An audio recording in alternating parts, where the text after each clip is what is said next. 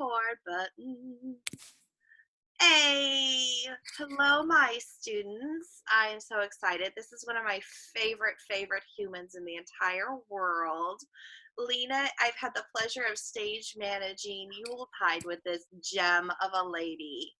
Have we done 4 Yuletides together? No, we've only done 3. This year will be my senior year. Oh my, your senior year of Yuletide. So Lina is based out of Chicago. I just find her sunshine and delight. And so I wanted her to kind of share her experience. I interviewed Ken Saltzman also. I saw that on the schedule. I'm sure that he had many great stories. I learned a lot about Ken that I didn't know. I was kind of tickled. Yeah. I'm going to say, you got to send me that video. I want to know. But I'll take your class. What I think is cool is like Ken he's going to turn 60 soon. And so we've got someone who has like had this long and lustrous career, and you are younger, and you're a baby, but you've done so much. Like, girl, you stay busy. Yeah, I have like a deep hustle within me that I think it's like very helpful for people who are in theater who like try and accomplish things. Is like definitely like a deep, like we all kind of have this like momentum kind of thing where it's like we're all just doing so many things. Yes, which I don't want to get too much into depressing things, but it's hard right now, like not doing things is hard. Definitely. Like it was truly like hitting like a brick wall in terms of like doing so many things, having a full schedule of all different theater productions that I was a part of. All at the same time, I had a very well mapped schedule that just like became blank. And suddenly I had no like structure to the way that I was doing art and interacting with art in theater and stuff. Yeah, and I feel like I plan my year by my projects, you know. Exactly. Yeah. And you know where you're going to be, like you're going to be living for the next X amount of time. Yeah, absolutely. Yeah. So, Lina, where did you grow up? I grew up in the suburbs of Chicago. I'm sitting right in my childhood bedroom as we speak, for I'm with my parents. So I grew up in the suburbs of Chicago in like a small little hometown. It's like truly, if you imagine what like an 80s movie, like teen movie, like a John Hughes movie, like that's what it was, but it was like the 2000s. So like very strange, sort of like in a bubble, like very, despite the fact that like I was a deep arts person from the very beginning. My sisters and I all played instruments, so we were like, I've been deeply into the musical theater vibe of theater forever. But despite all, I played the cello. So cool. I definitely have to say past tense at this point because it's been a while, but there was a time when I was rather proficient and played the cello very well. I no longer even have a cello, so like it's been a minute. But so I grew up with like a lot of music in my life and a lot of theater in my life and just like an impulse for arts and stuff. I did choir and things in grade school, middle school, high school, and stuff like that. But when I was in middle school, I started to do theater, which was really fun. I started on stage, which is a horrifying thought looking back. My star turn in middle school was when I played Tweedledum in Alice in Wonderland, which was truly quite something. I can really like count on one hand the number of productions that I've actually physically acted in because no one should ever see me act. Like in some ways, like good safety tip: know your lane and stay in it. But that was great because I loved the idea of theater and I loved the idea of the written word and performance and stuff like that. I'd always been writing. So then when I got into high school, I became a playwright, which was really fun. I'm still a playwright. I still write things, but like the first couple plays that I ever wrote, I wrote like when I was a freshman, sophomore in high school. We had a new play festival in my high school, which was really fun. So I won the new play festival when I was a sophomore. Yay! And so they put on like a black box production of the show that I'd written, which was really fun. That's so cool. Yeah, it's all just like I fell headfirst into theater and then like basically never left.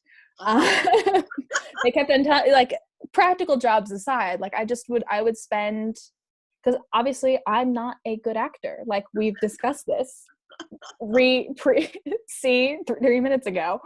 But so I was never cast in anything. I auditioned for every single show, was only cast in shows my senior year, and honestly it's probably because I was a senior and they felt kind of bad for me. But for the most part, yeah, I was like, my freshman year I was a little baby. I was freshly 13, 14 years old, and we were doing a production of Aida, the Elton John and Tim Rice production. So like bizarrely rock and roll, but also ancient Egypt. And so like the costume heads basically just like took me under their wing, and I would help them out with their projects, and I would run around, and I ran to the Starbucks down the street and I got us coffee.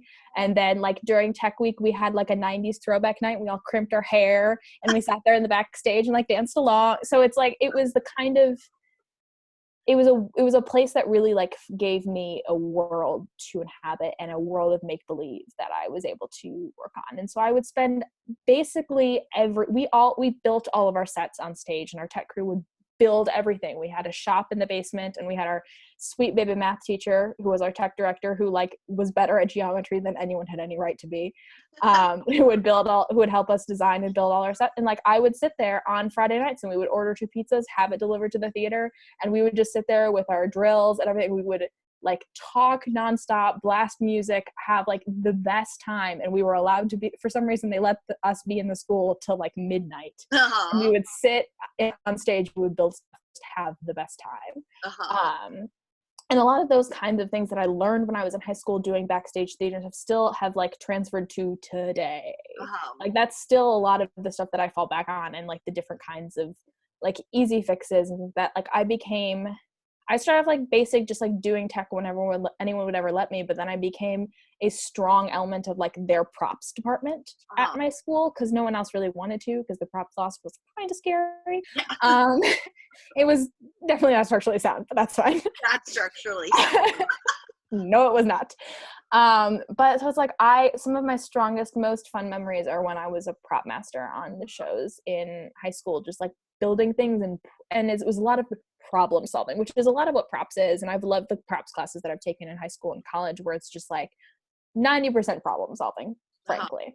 I was the prop master for Mystery of Edwin Drood my junior year, which is a great and very weird show. It's a very weird show. I've never seen it. I've heard of it, but I've never seen it. It's based on Charles Dickens' unfinished novel that he died before he finished it. And it's this very strange story about this like man, and it's just like love, like bizarre Victorian characters.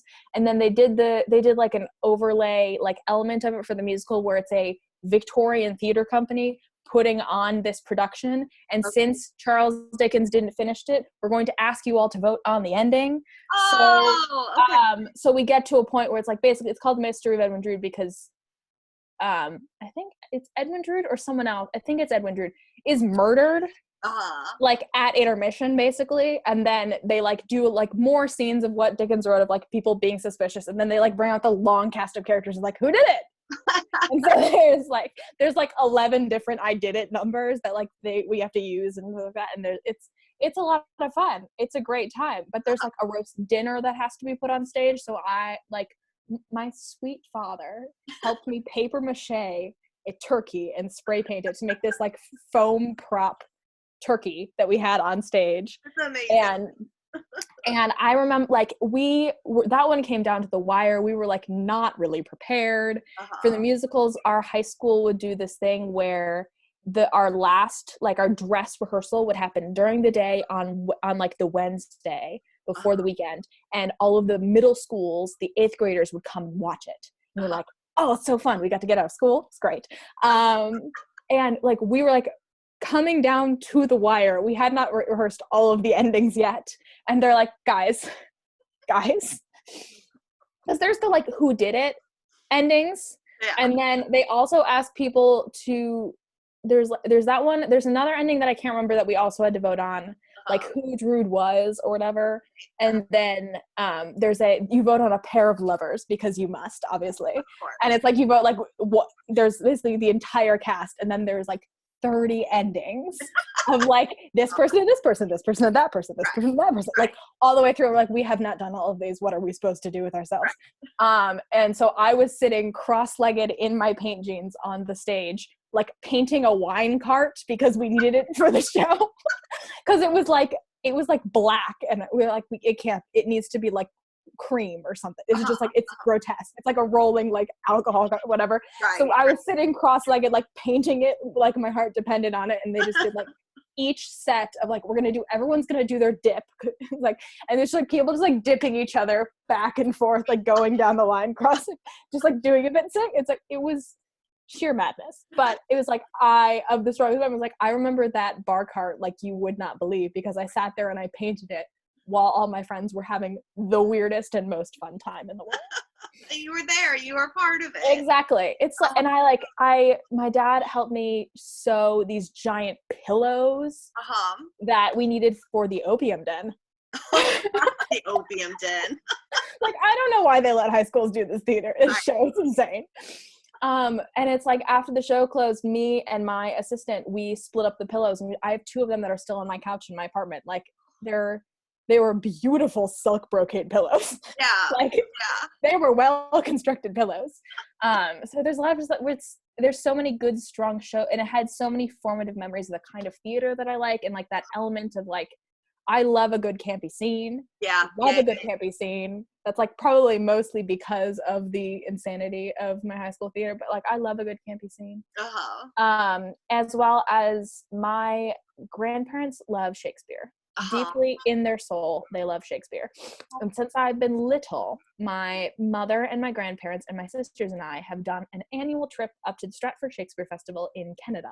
Oh, that's so cool. And it started with like because my grandparents live in Detroit, so it's like actually driving to Stratford and back is just like, frankly, a day trip from Detroit. So it started with like, when we were so little, they drove up and we saw a matinee of The King and I. Then we drove back and it was fun. But it sort of kept expanding as time went on. Like, by high school, it's like we would drive up, we'd spend 2 or 3 days there, we'd see a bunch of shows, and we would go home. But so it's like, I always have been seeing Shakespeare, and I love Shakespeare to death. I think that it is some of the finest and most well-constructed plays on this earth. We'll loop back to that when we talk about what I'm doing now. My shtick is Shakespeare, my dear friends on the recording. My shtick is Shakespeare.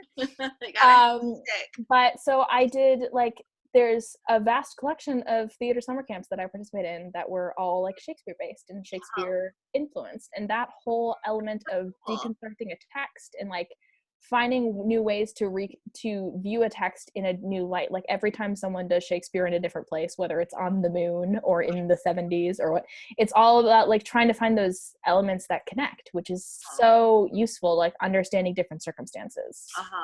You know? Yeah. Absolutely. Yeah. So I've done a lot of Shakespeare camps and stuff in different places, just to be like, I love Shakespeare so much.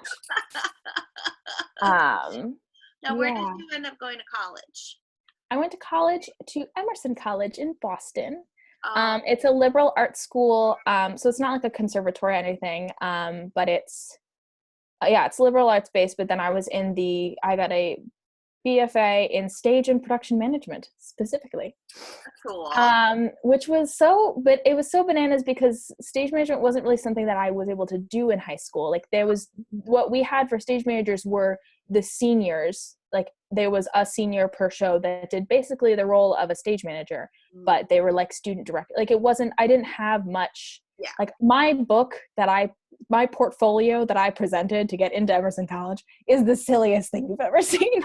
No one will ever see it again. Why would you ever? But it was such a cool way to open the world of what I did. Like, Boston is such a cool town in terms of theater because it's honestly smaller than Chicago. I would say in terms of like theater city size. It's like, New York's up here. Next is Chicago. Chicago is the next biggest theater town in the country. So Boston's so much smaller and comfier, and they have so many more small theaters where, like, as students, we were able to interact with like professionals in a way that was so very cool. That's awesome. But it was also a place that had so many different theater spaces. Like, we had the big, like, proscenium monstrosity beauty. But we also had like tiny theaters and stuff. And my job when I lived and when I went to Emerson College, the job that I had was I worked in the cabaret. I was a cabaret technician. So the student groups and anyone on campus that wanted to host an event, there was this event space in the basement of one of the buildings called the cabaret. And it had lighting instruments and it had a light board, it had soundboard. We had like all kinds of accoutrement to like put on events and stuff. And the kinds of shows that student theater would put on in that tiny little closet that could host a 30-person audience was insane. It was the coolest stuff. I had a lot of friends who were like, they were actual like design majors. So they would bring in like moving lights and scroll, and they would put all of this like crazy cool stuff into this tiny little closet. And then as one of the people who worked in the theater, we were in charge of like supervising it, making sure no one was lighting things on fire, making sure everyone was being safe, like the building wasn't about to burn down. Like as long as it was fine, it was like we would let them do whatever they could do. So that was a lot of like learning to work in different circumstances and like trying like again problem solving and being like how they want to have this entire theater filled with sand. Why can they not do that? What else can we do? Or like they wanted to do that and they're like, can we just like roll in rolls of sod and like put them, and I was like, if you frame them like this and if you do this thing over here and as long as it is gone when you leave we're fine. Did they do it? Oh yeah, it was great. It was like a Greek adaptation or something. It was like an adaptation of like a Greek tragedy, and it was apparently very important that it be on a bed of grass. And so they built like this framing system around it, and it was in the round because of course it was. And so there was this big like wooden structure in the center of the room that then had rolls of sod on it to like make a little grass pasture. It was bananas. So yeah, it's like it was a full spectrum of different kinds of theater that could get put on and the kinds of things that you could do with what you had. Yeah. Which was great. Part of being able to go to that school was I was part of the honors program, which was just like an interdisciplinary like level system or whatever, where like we had different classes that we're supposed to take for all of our main classes. And so then as a senior, we had to write a thesis. Which had to be like this number of pages, or if you did a creative project and the paper, then the paper didn't have to be as long. So I actually ended up doing, my thesis was on, it was called Finding Shakespeare, and it was all about Shakespeare and found spaces and how doing theater in like found space theater was a great way to do those kinds of adaptations of like finding influence in the text. There's a theater company in Boston that I interviewed the artistic director for, Commonwealth Shakes, where they actually don't really have a theater space. In the summer they do Shakespeare in the Park in the Common, and they like build a giant stage, but then for all of their other shows they find a space that suits them. Like they did Measure for Measure, they did it in a converted like an old-timey Bostonian courthouse that had been like turned into a museum. So it's a play that's all about justice and the miscarriage of justice and the law and what all that means and all. So it's like having it in an actual courtroom was a fascinating way to determine that, and like a cool way to like make that more powerful. So I did that in that respect, and then I like interviewed people about it. I talked to a bunch of different people, and then I did my creative project was I like to call it guerrilla Shakespeare. Which is that I got like a troupe of actors, which at that point, because who would want to like do this insanity? So I got a group of freshman actors who couldn't do anything else because they weren't allowed to audition for the shows yet because they were little babies. So I got all of them, and I recruited this like squad of children, and we did different scenes from Shakespeare in different places across campus that I thought would emphasize the importance of the scene, or like find like a way to make it more organic or more powerful. So like there's a scene in Twelfth Night where Andrew Agcheek and Toby Belch and Mariah and fest are like, it's like the middle of the scene is set in the middle of the night. They're like, they start to have a party and then everyone gets mad at them. And so instead of being in at the middle of the night, I said it during lunchtime in the dining hall. We like took over a table and we started like playing music with like cups and plates and spoons and stuff, and just like having a jam session. And then the like party pooper runs in and he's like, hey, none of that. What was the reaction of everybody around in the... I think a lot of people didn't really know what was going on. I mean, I threw up a bunch of posters around campus to be like, this is what's going on. I got all like designy and stuff, but no one really, I think, anticipated it. They were all just like kind of confused. Yeah. It was like MLK Day or something. So it was like a Monday. No one had to go to class. So we were all like, there was just a lot of people like, what's going on? But I'm sure they enjoyed it a little bit. Yeah, that one was a lot more like no one expected it. Another one we set one of Romeo and Juliet scene in an elevator, which is the scene where Capulet throws Juliet out of the house. So like the beg, something starve, die in the streets. We like rode this really tall elevator on the campus, and so like people would just get in the elevator and then Cap would start throwing her around. And they were confused. Speaking of confused, they all wanted to leave. Right. They would get off early. But it was really fun in that respect, because it's like, because that kind of scene, like the nurse tries to stop it, and the nurse sort of is not a part of this family, so really doesn't have any like ability to interject. Power, but it's like she's still like obligated to stand there and watch it happen. So that was really fun. Yeah. That's still like one of my favorite scenes in Shakespeare, because it's such a good scene, especially in a lot of the stuff that Lady Cap says and talks about. Yeah. So that was like, what? I once did a Romeo and Juliet that the Capulets were all on roller skates and they brought in the Derby girls. Right? That's so fun. It was great. It was great. Oh my goodness. Listen, when I was in high school, my high school theater teacher, who at the time we all understood that he was gay and he has a husband, and we loved him and he was great and we were chill with it because we were theater kids. But I grew up in a relatively conservative town. And so he wanted to do the Laramie project for spring one year. And the town said that was not okay, which was truly heartbreaking because it's such a wonderful play. And so in trying to scramble and find a play to do for the spring, we did After Juliet, a play written by, I never get this right, I need to look it up, but it was written by, After Juliet is written by Scottish playwright Sharman MacDonald, who is, if I'm not mistaken, yes, because I'm looking at the Wikipedia, her daughter is Keira Knightley. So Keira Knightley's mother wrote this play called After Juliet, which takes place after Romeo and Juliet die. The first scene of the play is them dying, and then there's a vast collection of nonsense that occurs in between. Like it's like a strange star-crossed lovers thing with Benvolio and Rosaline for some reason. Tybalt's brother Valentine has come and is going to be fighting to become the new Prince of Cats, because that's actually a title. It's not just like a joke that Mercutio throws at him. But no, that's an actual title in the Cabot family, is the Prince of Cats, and he must fight to secure that. There is one of the Capulet girls, like one of the cousins, she's a clairvoyant and like predicted the death of Romeo and Juliet, and like they all think she's a little touched in the head. It's a very strange play. That sounds delightful. Written by Keira Knightley's mom. Yes. It's truly fascinating. There's an entire page that takes place between like two clown characters talking about turtles in a like a aquarium. Like, why? Why?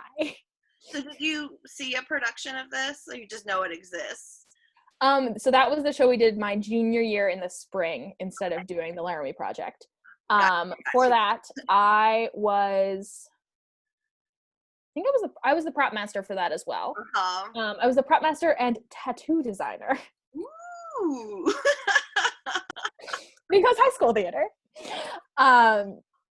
Yeah, it was really great. We got into doing like henna and stuff so that it would last and we wouldn't have to do it every single night, because it was set in like basically the 90s. Right. And so all of the characters had a tattoo based on like their personality or like what house they were part of. It was very strange. And you guys designed them.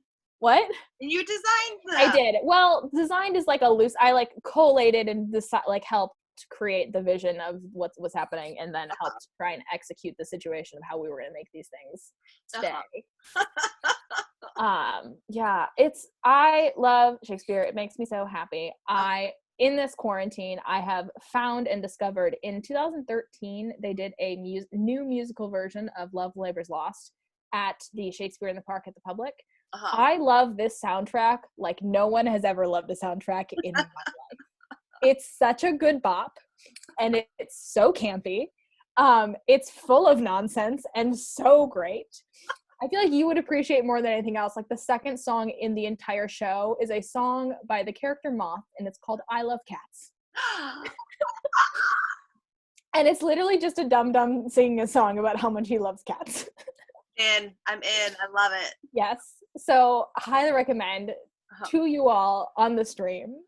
Listen to this. It's on Spotify. I've listened to it basically nonstop for a week. I will look for it. That's delightful. I love cats. Yeah. So I love Shakespeare. It's so fun and so malleable and so interesting in the way that it can be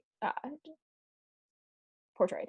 That's awesome. So tell me about what you're doing with your Shakespeare in the schools. So there's a theater company in Chicago called Crew of Patches Theater Company. I found a Crew of Patches. Crew of Patches. Okay. Which is it's taken from Midsummer Night's Dream. The Mechanicals in Midsummer Night's Dream, they call themselves a ragtag bunch, a crew of patches. Okay. Which is so cute because that's frankly what we are. Yeah. And it is a theater company that's been around for about 20 years. But I've been a part of it for about a year now. They are a theater company that helps facilitate Shakespeare and theater into schools that maybe don't have that opportunity. So we bring Shakespeare to different schools because there's like if you're a school that's in the city, you can just go to Chicago Shakes and like see a student matinee. Like you can bus your kids, you can have your kids take the train, and you can all just like go down and see Chicago Shakes. But if you live outside of the greater Chicago metro area, it becomes harder to actually get yourself in contact with real theater and with like theater that is on a level of being able to be used, especially in like academic situations. Because like at least for I think Illinois, we standardize, they do Romeo and Juliet when they're freshmen, and then most schools do Mac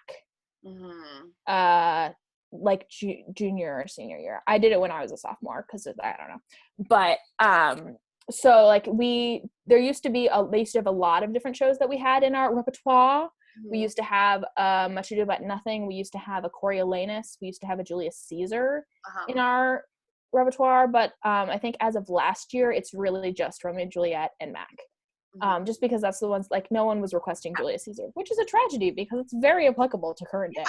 But so we get up stupid early and we have carpools, and everyone has all of our costumes and props are in the trunks of people's cars. And so we all just get picked up or drive and pick up people, and we arrive in like 3 or 4 cars to whatever like school that we are attending that day, and we set up and put on a full production of about 2 hours of Romeo and Juliet or Mac each day. So we do full costumes. Everyone has costumes. Some people have costume changes, LOL. And we have a decent amount of props and hand props and like basically what we need to get the job done. In some cases, this is really close to Shakespearean presentation of it in that we don't have set pieces. We don't like the only thing we ask the schools to bring in is we need a table. We bring like the chairs that we need for the Mac dinner scene, and the table is what Juliet lays on top of for the last act of RJ. She literally gets set on there and then goodbye. That's how she does. She just like lays there for like an entire like 20-minute scene. It's fantastic. So as they hadn't until I joined with them in May.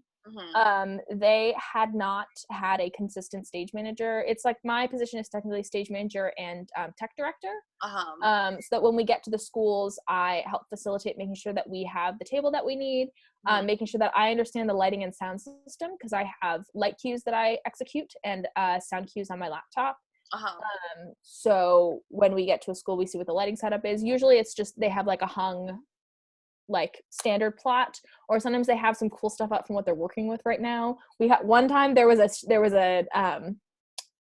stained glass window set up on the upstage side, and I like got to light it up for like the church scenes. It was so great. That's amazing. It's so in that space, it's like I do a lot of like, what can I steal? What can I beg? What can I borrow? What can I cannibalize to turn into something interesting? Yeah. Someone had an LED set of LED washes for their psych upstage. And they could do a bunch of different colors and stuff like that. And so then we had the Mac, there's the final battle where Macduff says, turn, hellhound, turn. And then we're in the final countdown. Yeah. And it's the fight, he dies. We have like the one scene with the prince afterwards, then we call it a day. So it's like, this is the end.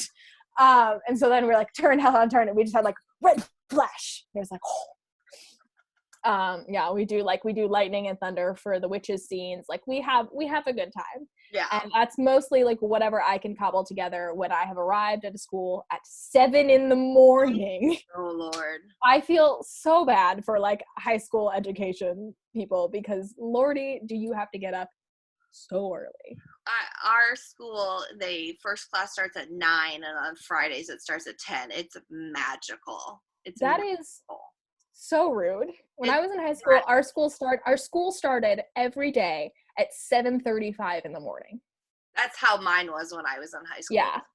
We usually, for the shows that we do for patches, we usually have like an 8:30 or 9 a.m. start time, which is great because it's not terrible. Like, frankly, we've had that's not terrible in the grand scheme of things. It's more so that because the show needs to start at 9. We do a fight call for every show. We do like half hour whenever the kids start to get here, which is really more like 10, 15 minutes. And then the preceding 15 minutes for everyone to get into costume. And then we do a full fight call for each show before we do it. Because the Romeo and Juliet, we do full, like we have foils and we do like old fashioned like fencing fights. And then for Matt. Tell my students what a fight call is. Oh, sure. So our theater, our company, we have real swords. When you see swords on stage, they're real. They're not sharp, but they are made out of steel. So they can still hurt you. Like, even, they're not going to cut you open. I mean, they could, but because sometimes especially when you're talking about like a broadsword, if you think of like in Braveheart, where it's like a big broad blade and it's sharp on both sides, those are huge hulking things. And we use those for Mac. But if your edge hits another edge when you're fighting, this actually happened in like historical times as well, you'd get burrs, which is like a little bit of a chip, and it would catch. Like, it would, like, if you ever it would pull at your clothing. It's like this little tiny burst that you really wouldn't notice in the grand scheme of things, except that if you actually get hit with one, if you get hit with a sword and the sword has a burr on it, that actually is what could cut you open. But for the most part, it's just a lot of like bruises. You could get like cracked ribs. It's still just like you would get hit with a blunt instrument, which would not be fun. So we try and make sure that no one gets hurt. And so in trying to do that, we do something called fight call. So, for example, in Mac, we have at the top of the show, there are two. We call them brawls. We call the first brawl and the second brawl, because those happen at the top of the show, and it's the battle that Mac is in with like all of his countrymen to like fight off the usurper from, I think he's from Norway. I don't know. And so it's like the two battles that happen around the witches scene, and then at the end of it, because of how valiant he was in battle, he gets elevated to the Duke of Glomps, or Duke of Cawdor, which is it's just how Mac like rolls down the hill. There's the two battles that they fight. And there's a whole like monologue that the captain gives, which I actually did senior year. That was one of the only times that I've ever actually acted on stage, was I did that captain monologue. So me and Chris, the actor who does it in our show, have like a good laugh on the regular about it, because I'm like, I know when you didn't do it right. So fight call. So like in those big brawls, we get everyone on stage. Most people are not actually in costume yet, just because they're all wearing like yoga pants and like waking up because it's 7 a.m. And they all get their swords, and we set everyone up. We're like, okay, we're gonna do this half speed. So it's sort of like going through slow motion. You try and fight like you're going through Jell-O or molasses, and it's so slow. But the important thing about the fight call is to make sure that you are precise. And you think specifically about each thing you're supposed to be doing. When all of our cast members are certified in the fight, in the weapons that they fight, that's actually something you can do, which is really cool. You can get certified through the Stage Combat Fight Directors of America or something. You can get certified in different weapons. So there's broadsword, there's foil, there's all kinds, there's spear, which is so cool, sword and shield, all kinds of things. So they're all certified. So they've all been trained with this, so they know, they have the same terminology that they can use together. So one of the main things about fight stuff, because I love fight stuff, you got me on this monologue, is fights, when you are preparing for a fight and when you're doing fight choreography, there's a number system of like where you're aiming. So if you start at your toes, on the right hand side is like, if you're aiming for someone's like thigh, that's a 1. Then you go up on their right hand side, and like their calf is like a 1, their thigh is 2, then they do like shoulder height's 3, add up is 4, 5, and it goes all the way. And so there's like a reference point. Because when you're fighting, you're never going to want to aim for something that we call the hard bits. You always want to aim for the squishy bits. So we're never going to want to, no, that's real in all aspects. Like, you're not going to want to aim for someone's knee. If you aim for someone's, first of all, you're never going to aim for a person, you're going to aim past it. Like, you're going to be throwing the energy past it, like you're sort of like you're casting a line. So if I was going to try to cut at your arm, like right here, I would be throwing that energy past, like if I was going to go throw, if I was actually aiming to go past, and we used to call it, if you want to hit the pigeon that's on someone's shoulder. The pigeon. I was like a little parrot, little pigeon. It's like, you want to hit the pigeon. You don't want to actually hit the person. But so it's like, you also, even if you did that wrong, you don't want to aim for a place that would actually hurt. Like if you hit a sword to the knee, that could cause some damage. Right. Sword to the calf, sword to the thigh, that's just like a wicked bruise. Yeah. So I was talking about swords to, so there's good, they have number systems that I talk about. So when they're doing it at half speed, it's like, okay, so my thing is I enter and then I come in and I'm going to go for 2 and then I'm going to block you down here. And they often do a lot of talking through. We have like an understudy squad per se. We don't have real understudies in this company because schedules are so odd, working like, especially doing like more weekday morning shows, it can be all kind of wacky. So we mostly, when we have understudies on, they're in the entirety of their understudy put in, which a put in is when you put the understudy into the show and make sure that they know where they're supposed to go. The entirety of their put in is basically like they get fight call and that's it. Like they get the script ahead of time, and if they're nice, their main actor will have written like directions, like you enter from stage left at this scene, walk with this person. Like if they're nice, they get that. Usually it's just follow this person around and it'll be fine.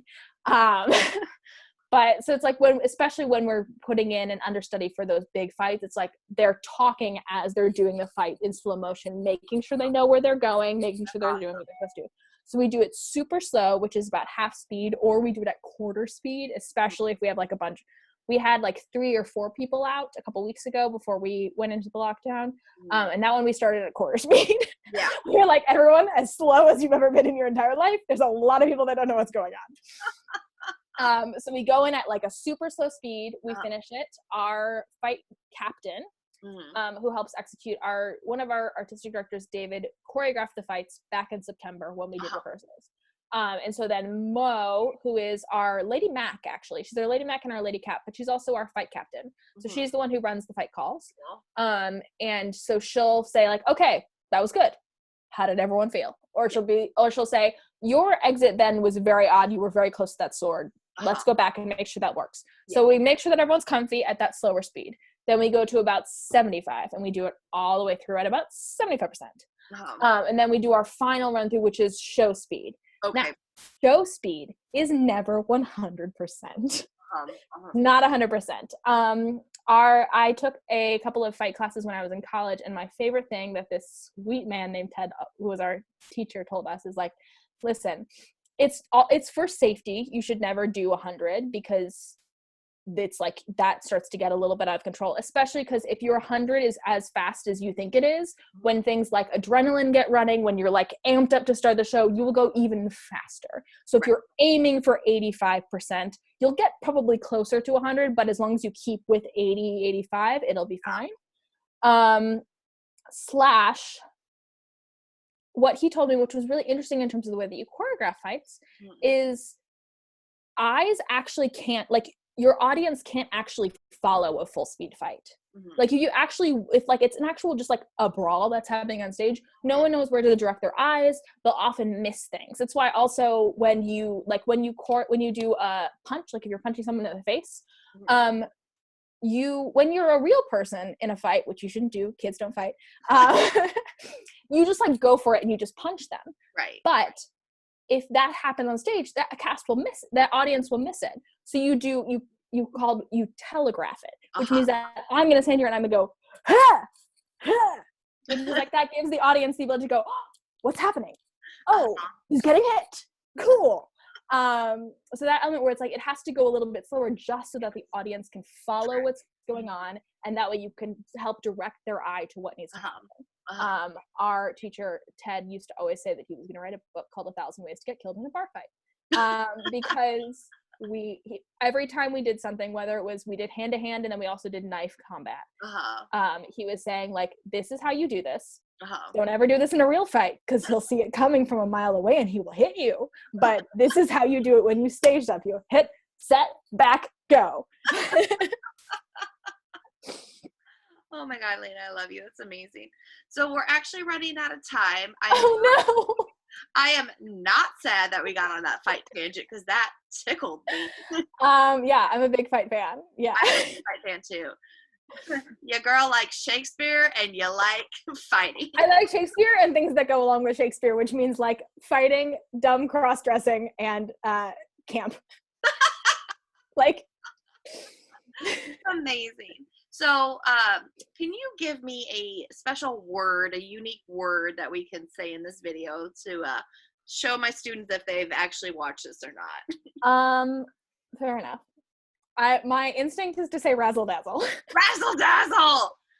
Because I love a good show that love shows that have like the impulse of like authenticity, and I love creating theater that's like about important things, but I feel like it's also important to do, like, you can have important conversations and also be fun, and you can have important conversations and also have glitz and glamour. It could still be beautiful and cool and funky and weird and great, but it can also still be thoughtful and relevant. That's perfect. Like, that's the summation of, I love that. Razzle dazzle. That's perfect. Don't forget the razzle dazzle. It's very important. Don't forget the razzle dazzle. Lina, I love you. You're amazing. I know, sweet lady. Thank you so much for your time. And I'm going to go ahead and end the meeting, but please know that I'm sending you all my, oh, girl, I got to show you real quick. Oh, this is very important. I wore my Hufflepuff shirt. I saw that. I saw that in like the periphery, and I was like, that's a Hufflepuff shirt. It's a Hufflepuff shirt. I would also like to point out to all my students that this gorgeous sweater that Lina is wearing, she knitted it. Look how gorgeous that is. Like, that's crazy pants. Another one of the things that you can get into if you do theater things. I do a lot of stitching. I have a sewing machine, and I've built all kinds of things. And I also got really into like knitting and such. So real life skills are always applicable. That's amazing. I want to do a part 2 with you, Lina. Yeah, we'll get into it. Let me know. All right, beautiful lady. All right, bye, lady. Thanks, squad. I hope you enjoyed. Bye.